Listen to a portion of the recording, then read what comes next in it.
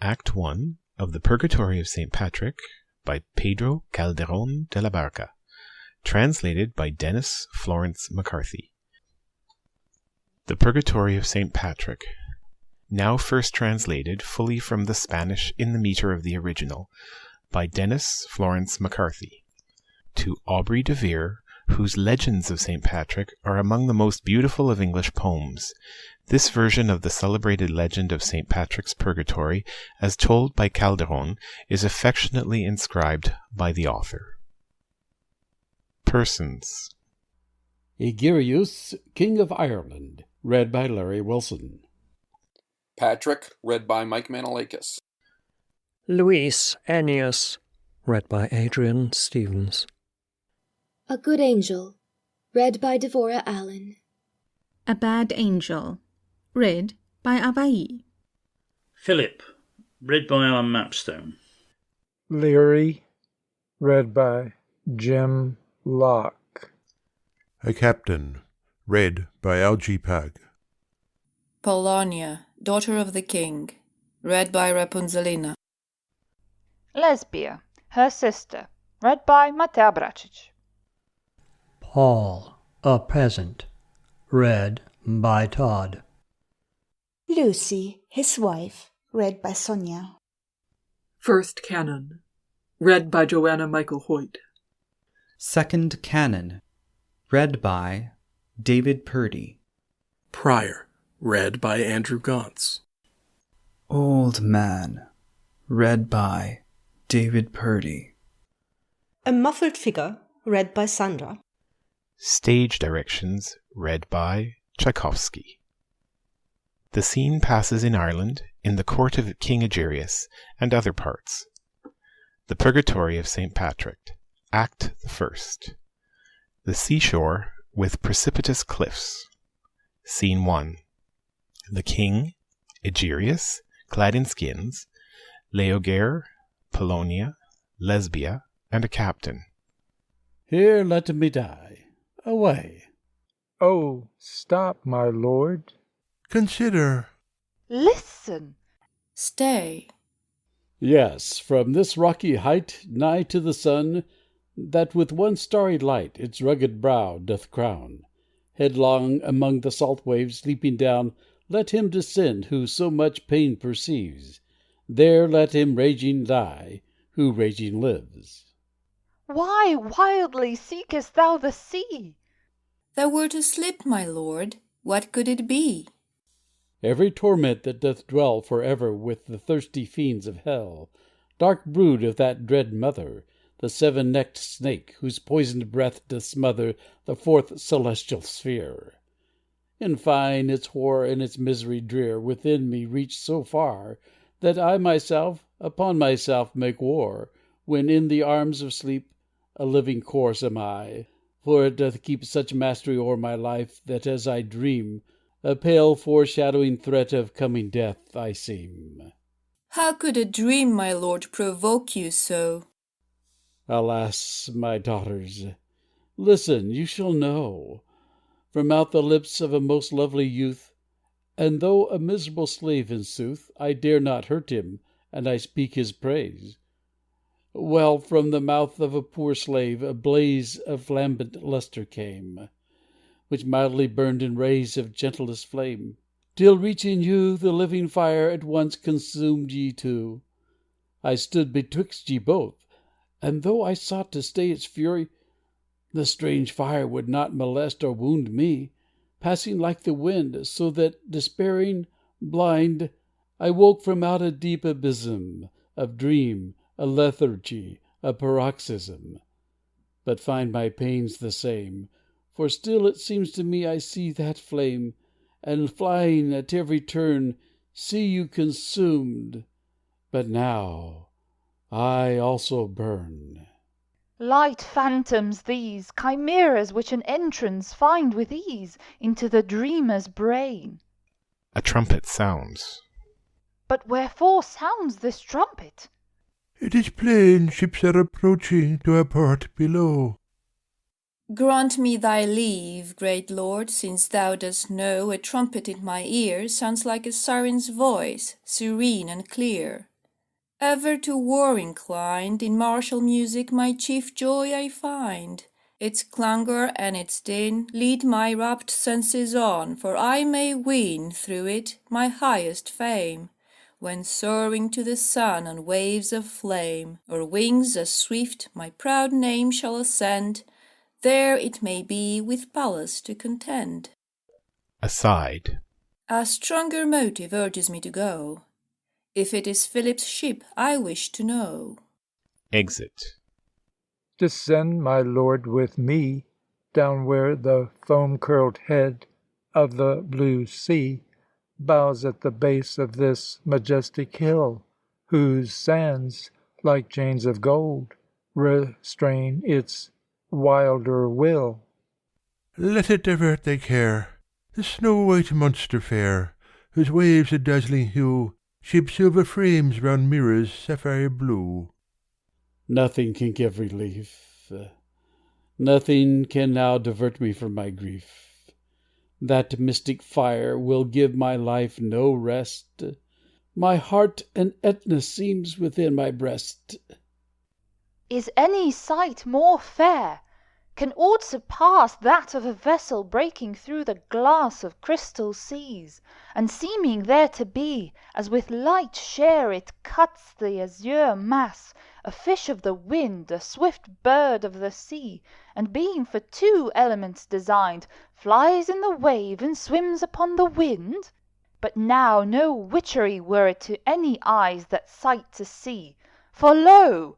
the roused up ocean, heaving with all its mountain waves in motion, wrinkles its haughty brow, and suddenly awaking, Neptune, his trident shaking, ruffles the beauteous face so sweet and calm but now. Well may the sailor in his floating home expect a storm, for lo! in heaven's high vault rise pyramids of ice, mountains of salt, turrets of snow, and palaces of foam. Apollonia returns. O dire misfortune! What so suddenly has chanced, Apollonia?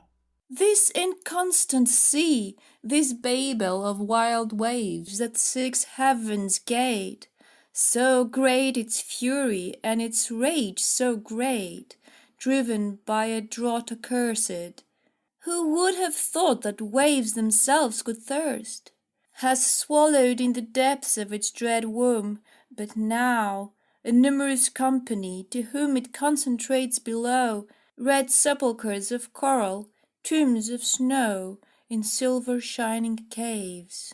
For from their prison out o'er all the waves, as Aeolus the winds let loose, and they, without a law to guide them on their way, fell on that bark from which the trumpet rang, a swan whose own sad obsequies it sang.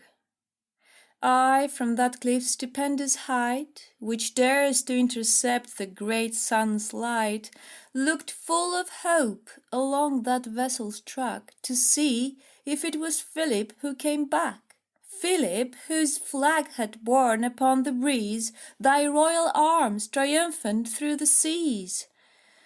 When his sad wreck swept by, and every sound was buried in a sigh, his ruin seemed not wrought by seas or skies, but by my lips and eyes, because my cries, the tears that made me blind, increased still more the water and the wind.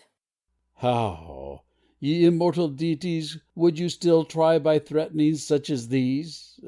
What I can bear? Is it your wish that I should mount and tear this azure palace down, as if the shape of a new Nimrod I assumed, to show how on my shoulders might the world escape? Nor, as I gaze below, feel any fear, though all the abysses under were rent with fire and flame, with lightning and with thunder. Scene 2. Patrick and then Luis Enius. Patrick within. Ah me! Some mournful voice. What's this? The form, as of a man who has escaped the storm, swims yonder to the land, and strives to give a life-sustaining hand unto another wretch when he appeared about to sink in death's last agony. Poor traveller from afar, whom evil fate and thy malignant star on this far shore have cast, let my voice guide thee, if amid the blast my accents thou canst hear. Since it is only to rouse thy courage that I speak to thee, come. Enter Patrick and Luis Enius clasping each other. Oh, God, save me! Oh, the devil, save me! They move my pity, these unhappy two. Not mine, for what it is I never knew. Oh, sirs, if wretchedness can move most hearts to pity man's distress, I will not think that here a heart can be so cruel and severe as to repel a wretch from out the wave. Pity, for God's sake, at your feet I crave. I don't, for I disdain it. From God or man I never hope to gain it. Say who you are. We then shall know what hospitable care your needs we owe.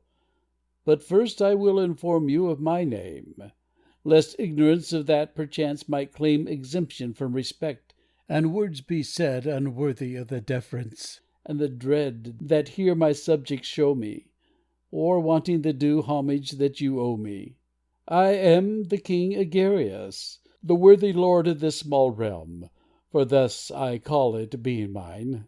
Till 'tis the world, my sword shall not resign its valorous hope. The dress, not of a king, but of wild savageness, I wear, to testify, thus seeming a wild beast, how wild I am. No god my worship claims. I do not even know the deities' names. Here they no service nor respect receive. To die and to be born is all that we believe.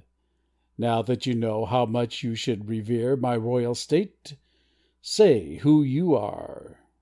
Then hear. Patrick is my name. My country, Ireland, and a humble hamlet, scarcely known to men, called Empthor, is the place of birth. It standeth midway twixt the north and west, on a mountain which is guarded as a prison by the sea, in the island which hereafter will be called the Isle of Saints, to its glory everlasting.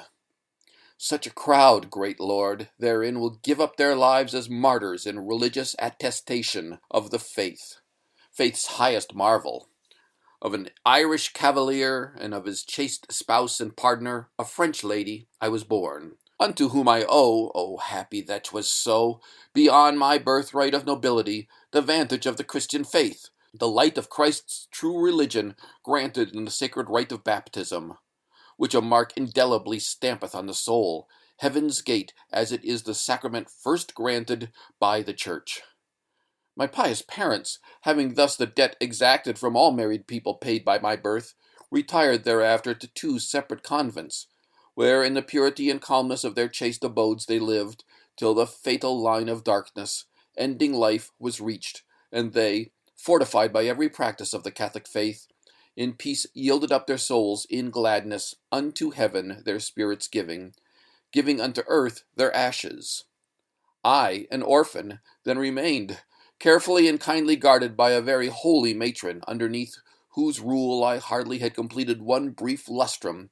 5 short years had scarce departed, 5 bright circles of the sun wheeling round on golden axles, 12 high zodiac signs illuming in 1 earthly sphere, when happened through me an event that showed God's omnipotence and marvels, since of weakest instruments God makes use of, to enhance his majesty the more, to show that for what men think the grandest and most strange effects, to him should alone the praise be granted. It so happened, and heaven knoweth that it is not pride, but rather pure religious zeal, that men should know how the Lord hath acted, makes me tell it, that one day to my doors a blind man rambled.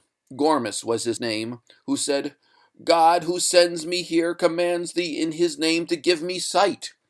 I, obedient to the mandate, made at once the sign of the cross on his sightless eyes, that started into life and light once more from their state of utter darkness. At another time, when heaven, muffled in the thickest, blackest clouds, made war upon the world, hurling at it lightning lances of white snow, which fell so thickly on a mountain that soon after they being melted by the sun, so filled up our streets and alleys, so inundated our houses, that amid the wild waves stranded they were ships of bricks and stone, barks of cement and of plaster. Who before saw waves on mountains? Who mid woods saw ships at anchor?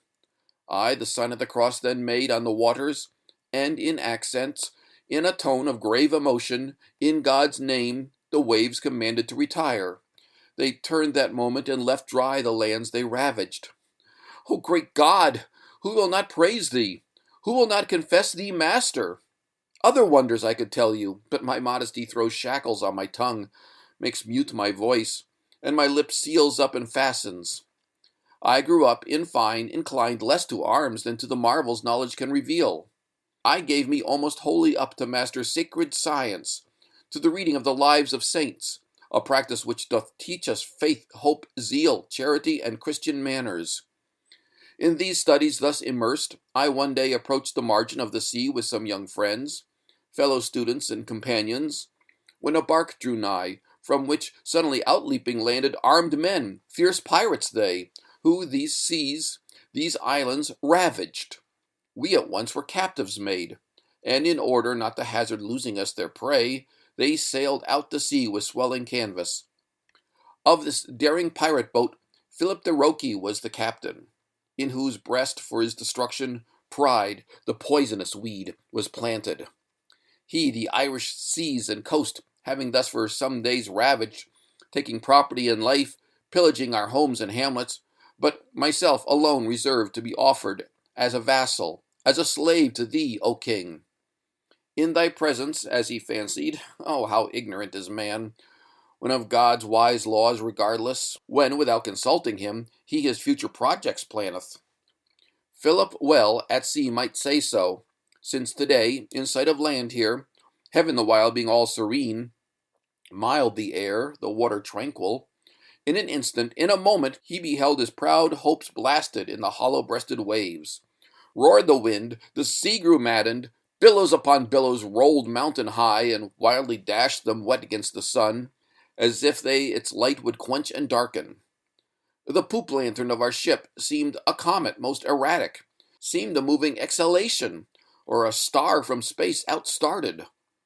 At another time it touched the profoundest deep sea caverns, or the treacherous sands whereon ran the stately ship and parted. Then the fatal waves became monuments of alabaster, tombs of coral and of pearl.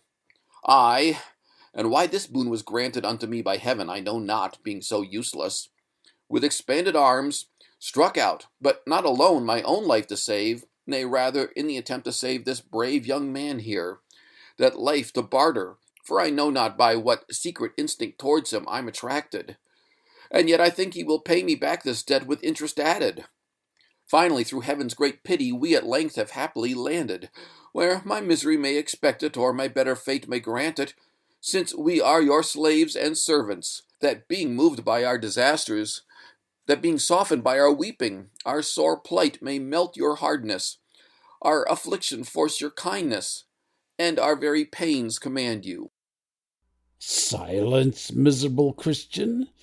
For my very soul seems fastened on thy words, compelling me, how I know not, to regard thee with strange reverence and fear, thinking thou must be that vassal, that poor slave, whom in my dream I beheld out-breathing flashes, saw outflashing living fire, in whose flame, so lithe and lambent, my Polonia and my Lesbia, like poor moths, were burned to ashes. No, the flame that from my mouth issued is the true evangel, is the doctrine of the gospel. 'Tis the word which I'm commanded unto thee to preach, O king, to thy subjects and thy vassals, to thy daughters, who shall be Christians through its means. Cease, fasten thy presumptuous lips, vile Christian, for thy words insult and stab me. Stay! And wilt thou in thy pity try to save him from his anger? Yes. Forbear, and let him die. Thus to die by a king's hands here were unjust. Aside. It is my pity for these Christians prompts my answer. If this second Joseph, then, like the first one, would unravel, would interpret the king's dreams, do not dread the result, my father, for if my being seen to burn indicates in any manner I should ever be a Christian, as impossible a marvel such would be, as if, being dead, I could rise and live thereafter. But in order that your mind may be turned from such just anger, let us hear now who this other stranger is. Then be attentive, beautiful divinity, for my history thus commences.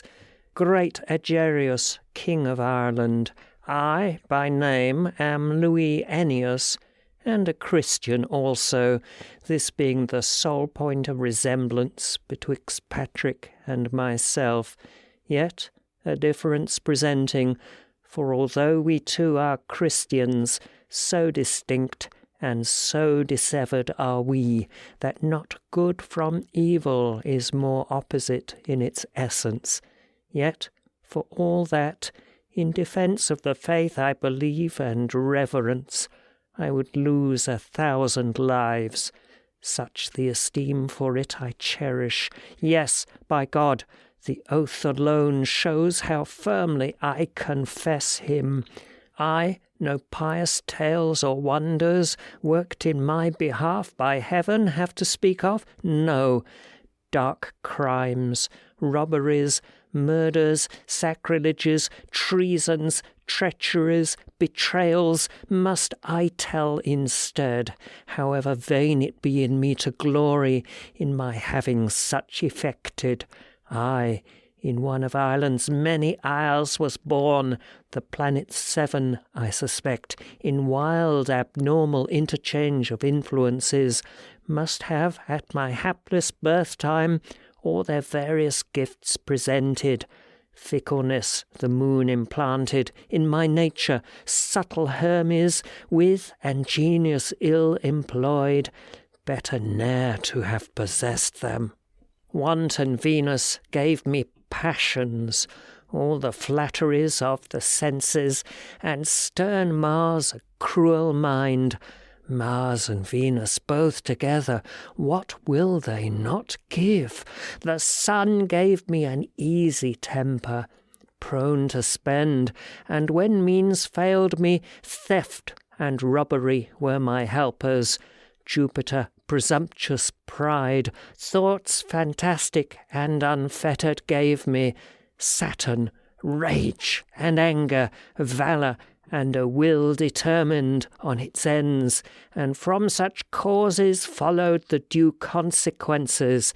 Here from Ireland being banished, by a cause I do not mention, through respect to him my father came to Perpignan and settled in that Spanish town, when I scarce my first 10 years had ended, and when 16 came, he died.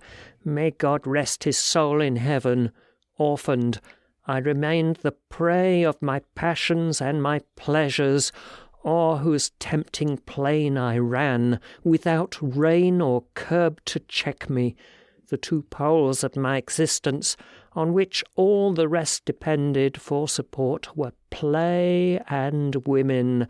What a base on which to rest me! Here my tongue would not be able to acquaint you in extenso with my actions. A brief abstract may, however, be attempted. I, to outrage a young maiden, stabbed to death a noble elder, her own father, for the sake of his wife. A most respected cavalier I slew, as he lay beside her in the helpless state of sleep, his honour bathing in his blood, the bed presenting a sad theatre of crimes, murder and adultery blended. Thus the father and the husband life for honour's sake surrendered, for even honour has its martyrs. May God rest their souls in heaven. Dreading punishment for this, I fled hastily, and entered France, where my exploits, methinks, time will cease not to remember, for, assisting in the wars which at that time were contended bravely betwixt France and England, I took military service under Stephen the French king, and a fight which chance presented showed my courage to be such that the king himself, as guerdon of my valour, gave to me the commission of an ensign. How that debt I soon repaid, I prefer not now to tell thee. Back to Perpignan thus honoured I returned, and having entered once a guardhouse there to play, for some trifle I lost temper, struck a sergeant, killed a captain, and maimed others there assembled. At the cries from every quarter speedily the watch collected, and in flying to a church as they hurried to prevent me, I a catchpole killed. 'Twas something one good work to have effected, mid so many that were bad. May God rest his soul in heaven. Far I fled into the country, and asylum found and shelter in a convent of religious which was founded in that desert, where I lived retired and hidden, well taken care of and attended. For a lady there, a nun, was my cousin, which connection gave to her the special burden of this care. My heart already being a basilisk, which turned all the honey into venom, passing swiftly from mere liking to desire, that monster ever, feeding on the impossible, living fire, that with intensest fury burns when most opposed. Flame the wind revives and strengthens, false, deceitful, treacherous foe, which doth murder its possessor. In a word, desire in him who nor God nor law respecteth, of the horrible, of the shocking, thinks but only to attempt it. Yes, I dared, but here disturbed, when my lord I this remember, mute the voice in horror fails, sad the accent faint and trembles, and, as mid the night's dark shadows, the hair stands on end through terror, thus confused, so full of doubt, sad remembrance so o'erwhelms me, that the thing I dared to do, I scarce dare in words to tell thee. For, in fine, my crime is such, so to be abhorred, detested, so profane, so sacrilegious, strange upon thee so to press it, that, for having such committed, I at times feel some repentance. Well, in fine, I dared one night, when deep silence had erected sepulchres of fleeting sleep for men's o'erwearied senses, when a dark and cloudy veil heaven had o'er its face extended, mourning which the wind assumed, for the sun whose life had ended, in whose obsequies the night-birds swan-songs sang instead of verses, and when back from waves of sapphire, where their beauty was reflected, the clear stars a second time trembling lights to heaven presented. Well, on such a night, by climbing o'er the garden wall, I entered, with the assistance of two friends, for when such things are attempted, an associate never fails, and in horror and in terror, seeking in the dark my death, reached at length the cell. I tremble to remember it, in which was my cousin, whom respectful silence bids me not to name. Though all self-respect has left me, frightened at such nameless horror, on the hard floor she fell senseless, when she passed into my arms, and ere she regained her senses, she already was outside her asylum in a desert, when, if heaven possessed the power, it had not the will to help her.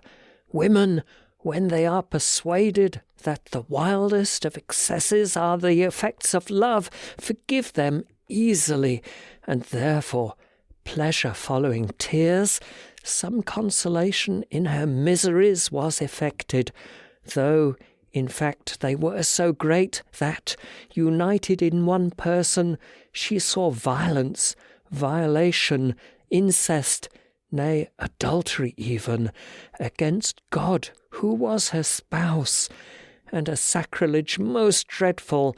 Finally, we left that place, being carried to Valencia by 2 steeds that might well claim from the winds to be descended, feigning that she was my wife.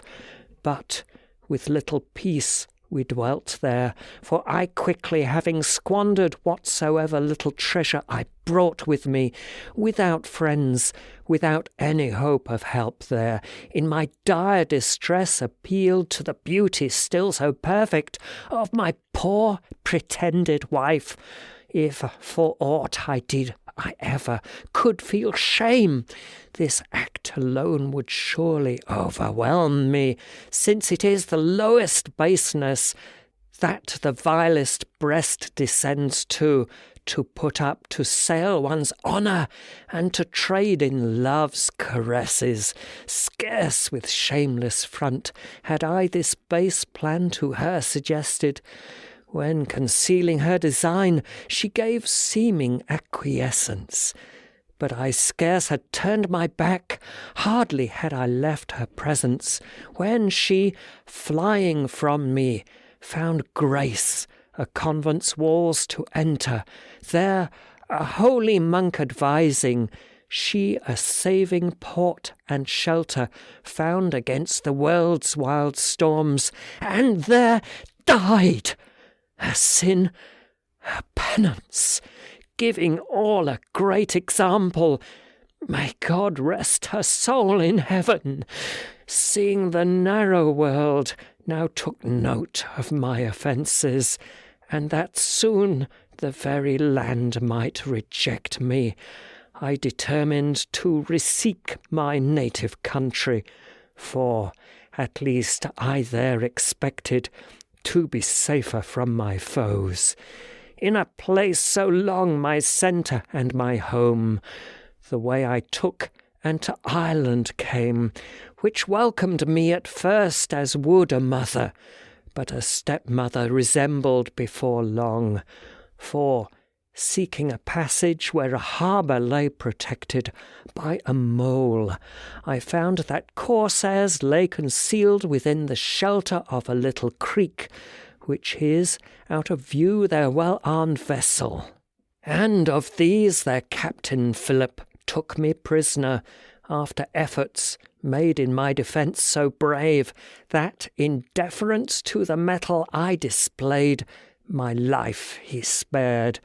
What ensued you know already, how the wind in sudden anger, rising into raging tempest, now chastised us in its pride, now our lives more cruelly threatened, making in the seas and mountains such wild ruin and resemblance, that to mock the mountain's pride, waves still mightier forms presented, which, with catapults of crystal, made the cliff's foundations tremble, so that neighbouring cities fell, and the sea in scornful temper, gathering up from its abysses the munition it collecteth, fired upon the land its pearls in their shells, wherein, engendered by the swift breath of the morning, in its dew they shine resplendent tears of ice and fire. In fine, not in pictures so imperfect, all our time to waste, the crew went to sup in the infernal halls themselves. I, too, a guest, would have equally attended with them, if this Patrick here, whom I know not why I reverence, looking with respect and fear on his beauteous countenance ever, had not drawn me from the sea, where, exhausted, sinking, helpless, I drank death in every draught, agony in each salt wave's venom.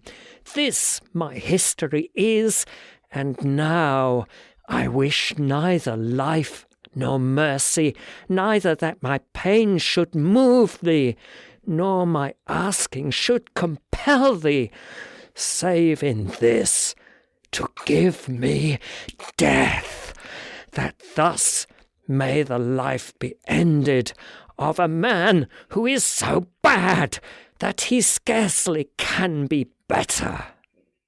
Louis, though thou art a Christian, which by me is most detested, yet I so admire thy courage that I wish before all present between thee and him to show how my power can be exerted, how it punishes as rewards, how it elevates and depresses.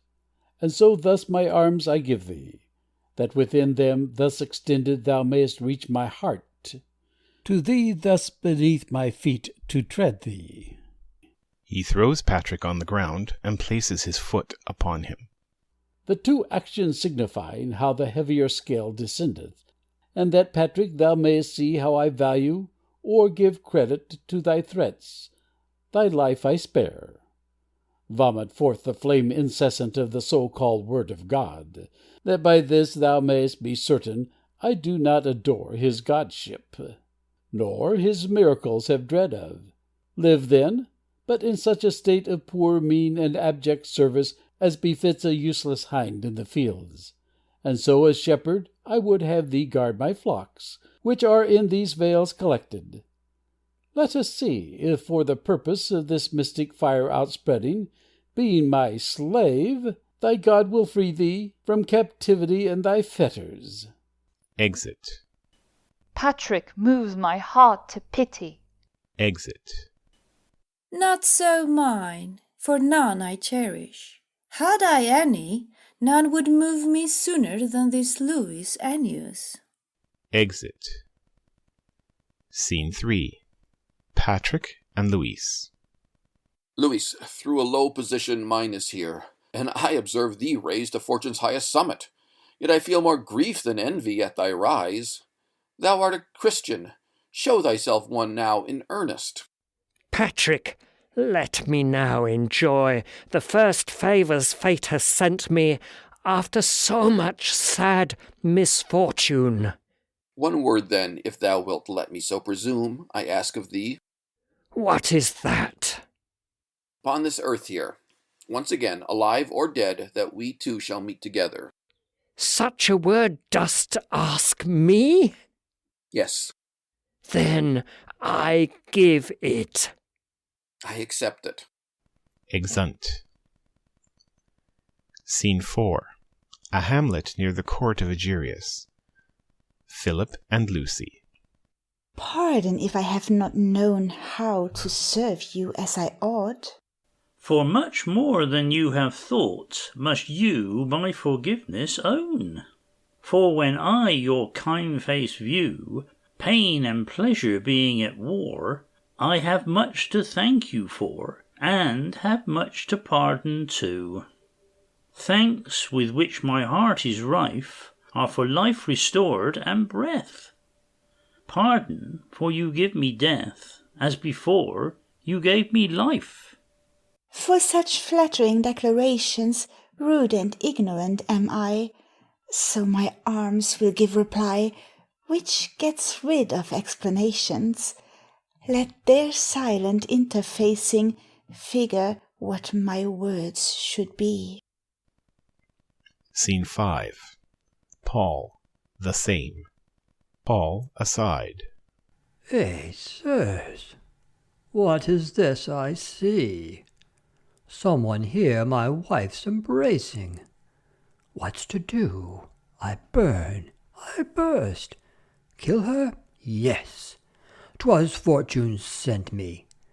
One thing only doth prevent me, which is, she might kill me first.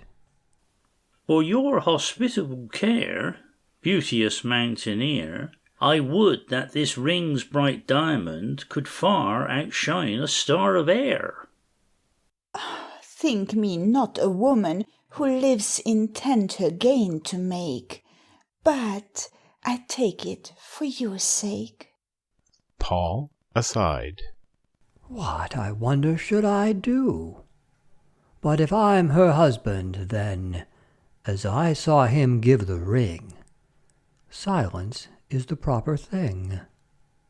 In these arms I once again give to you my soul, for I have no other ring or chain.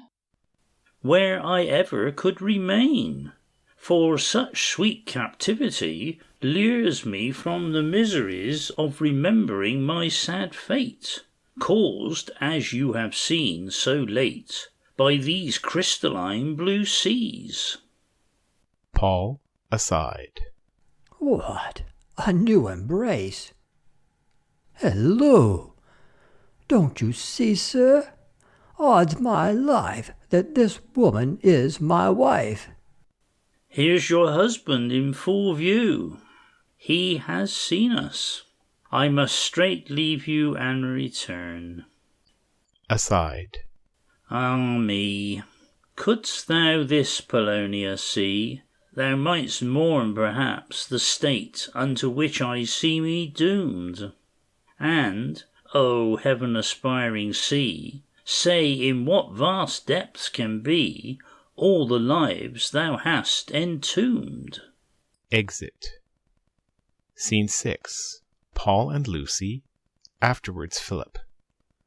Paul, aside. As he's gone, I'll louder speak. This time, Lucy mine, I've caught you, so a present I have brought you. See this window bar, 'twill wreak my vengeance. Oh, how malicious! Bless me, grumbler, what grimaces! Than to witness 2 embraces does not look at all suspicious. Was it malice then in me, not plain seeing? Malice merely, for a husband, how so nearly he may pry, should never see more than half his wife doth do. Well, with that I'm quite content. To that condition I assent. And since twice embraced by you has that rascal soldier been, whom the sea spewed out in spite, I will juggle with my sight, and pretend but once to have seen. And as I for 2 embraces meant to give 100 blows, I but 50 now propose for 1/2 of my disgraces. I have totted up the score, you yourself the sentence gave. Yes, by God I swear you'll have 50 strokes and not one more.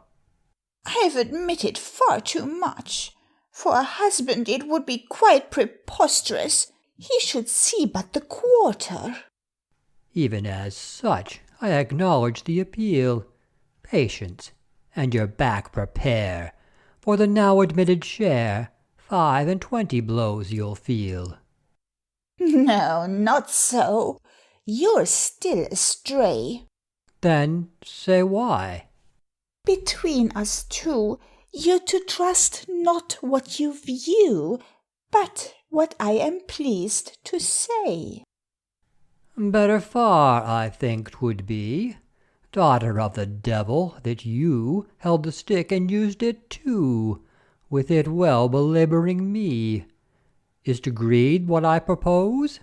Yes, then let us both change places, give to him the 2 embraces, and to me the 100 blows. Philip returns. Philip, aside. Has the peasant gone, I wonder? At the nick of time you're here. So, Sir Soldier, lend an ear. Obligation I am under for the favours you have meant to bestow so liberally on my cot, my wife, and me. And though I'm well content with you, yet as you're progressing, day by day and getting stronger, it is best you stay no longer. Take the road, then, with God's blessing. Leave my house, for it would be sad in it to raise my hand, leaving you dead flesh on land, who wert living fish at sea. The suspicion that you show is quite groundless. Do not doubt it.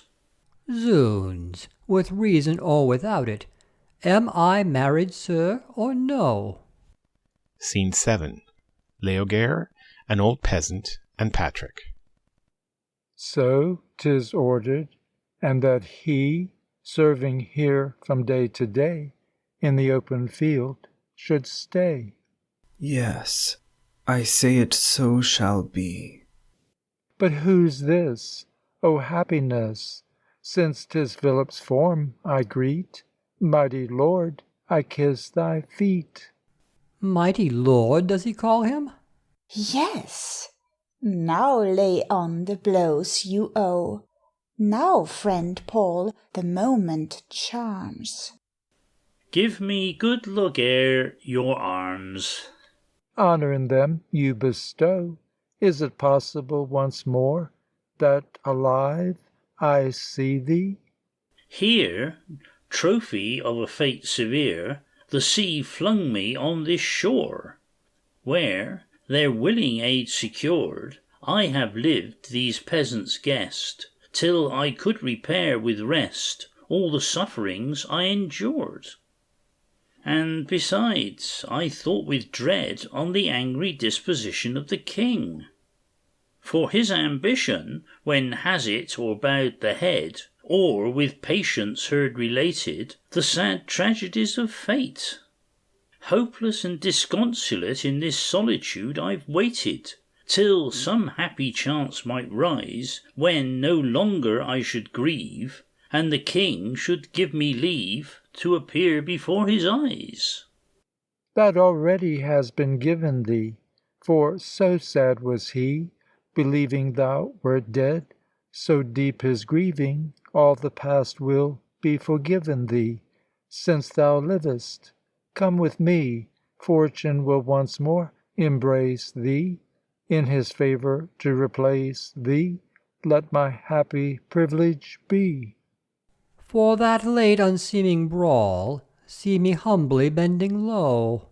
You, my lord Prince Philip, know that I am one Juan Paul. My suspicion and abuse, pray forgive your majesty. Think that what I say to thee was but cackled by a goose. At your service night and day are whatever goods I've got, Lucy here, myself, and cot, and God bless us all, I pray. For your hospitality I am grateful, and I trust to repay it. If you must, let the first instalment be just to take my wife away.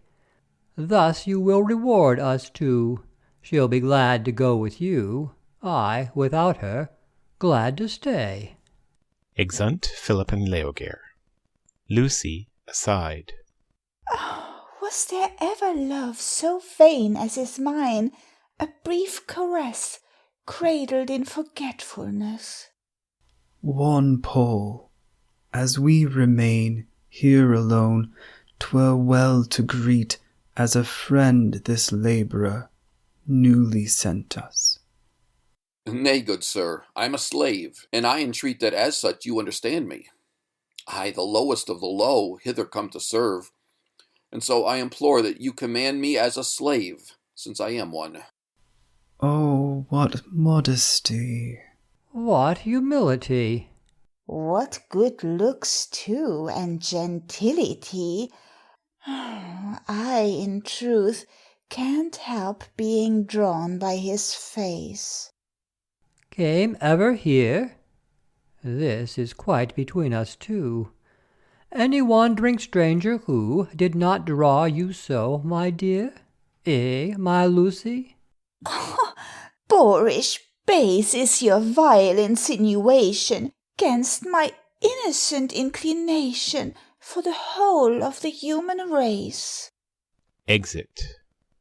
to your sharpness and goodwill, Paul, I trust a thing that may cost my life. Then don't delay. Tell it, since you know my skill. This new slave that here you see, I suspect is not secure, and I hasten to procure means by which he more may be. For the present I confide him to your care, by day or night. Let him not escape your sight, ever watchful keep beside him. Exit. Scene 8. Patrick and Paul. Paul aside. I'm to keep what you discarded. Good in faith. To Patrick. Behold in me your strict guard. In you I see the sole thing I ever guarded in my life. With such a care I can neither sleep nor eat. If you wish to use your feet, you can go, your road lies there. Nay, in flying quickly hence, you to me a good will do, since my care will fly with you. Go in peace. With confidence you may trust me, for I'm not, though a slave, a fugitive. Lord, how gladly do I live in this solitary spot, where my soul in raptured prayer may adore thee, or in trance see the living countenance of thy prodigies, so rare. Human wisdom, earthly lore, solitude reveals and reaches. What diviner wisdom teaches in it too, I would explore. Tell me, talking thus apart, who is it on whom you call? Great primeval cause of all, thou, O Lord, in all things art. These blue heavens, these crystal skies, formed of dazzling depths of light, in which sun, moon, stars unite, are they not but draperies hung before thy heavenly land? The discordant elements, water, fire, earth, air immense, prove they not thy master hand? Or in dark or brightsome hours, praise they not thy power and might? O'er the earth dost thou not write in the characters of flowers thy great goodness?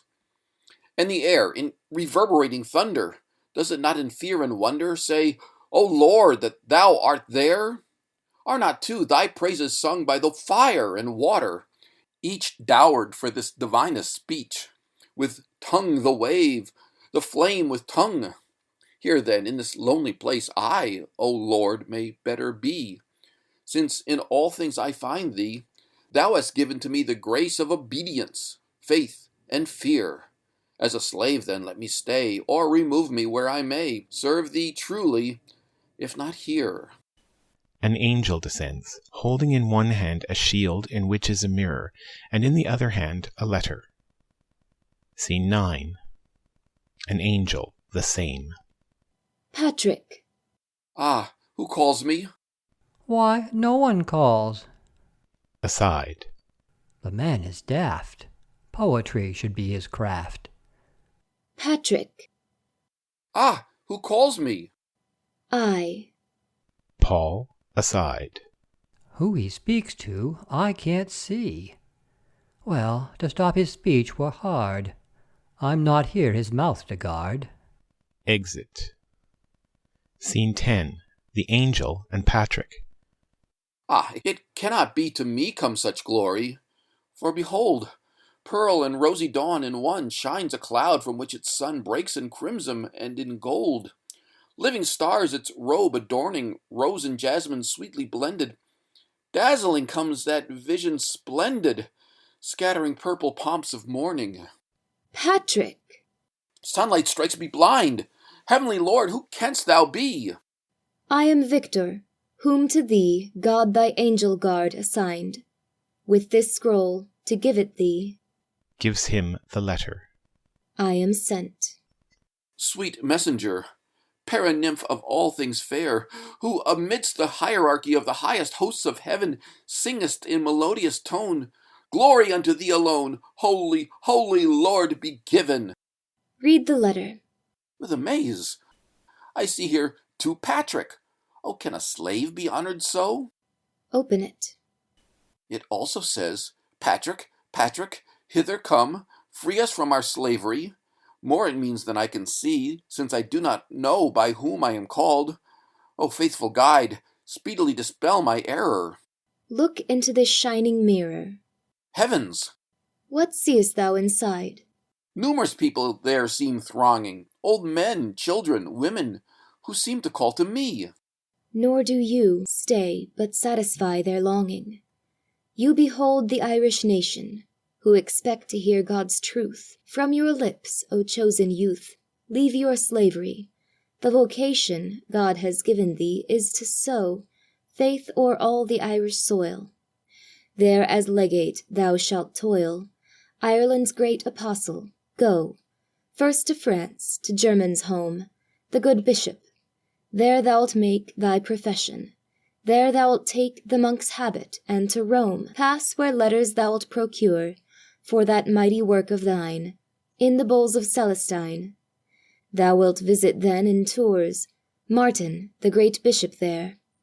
Now upborne upon the wind, come with me, for thou wilt find God has given with prescient care his commands to all, that so fitly thy great work be done. But 'tis time we should be gone. Let us on our journey go. They disappear.